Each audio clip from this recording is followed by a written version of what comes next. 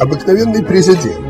В нем я процитировал известное высказывание Лукашенко о Гитлере.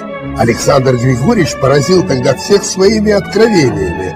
Вот послушайте еще раз.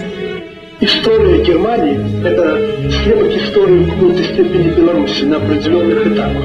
В свое время Германия была поднята из руин благодаря очень жесткой власти. И не все только было плохое связано в Германии с известным Адольфом Гитлером. Я подчеркиваю, что не может быть в каком-то процессе или в каком-то человеке все черное или все белое. Есть и положительное. Гитлер сформировал мощную Германию благодаря сильной президентской власти. Ведь немецкий порядок формировался веками.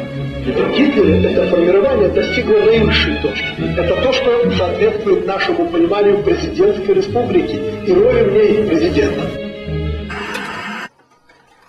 Это интервью даже передали по белорусскому радио. Я сам его слышал, да и не только я. Но неожиданно в программе НТВ «Герой без галстука» Александр Григорьевич отказался от этих своих слов. Якобы Лукашенко когда-то похвалил Гитлера. Я об этом говорил. Это абсолютная глупость в Беларуси. Если бы я это сделал, я бы уже, наверное, давно президентом не был. Обычная фальсификация, фальшивка, самая настоящая, сфабрикованная в Польше при содружестве нашей оппозиции, ЦРУшников и переброшенная сюда. Меня тогда даже мороз по коже пробрал. Но неужели на белорусское радио пробрались агенты ЦРУ? И мнения в обществе тогда разошлись. Кто говорил, он это заявлял, а кто говорил, нет, не заявлял.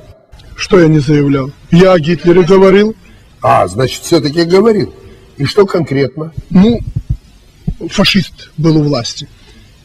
Идиот самый настоящий был у власти, который уничтожил столько народа. Но объединили нацию. Объединили путем жесткой власти на этом этапе. Результат дало. Поэтому не надо упрекать меня в том, что мы хотим иметь в Республике Беларусь серьезную жесткую власть.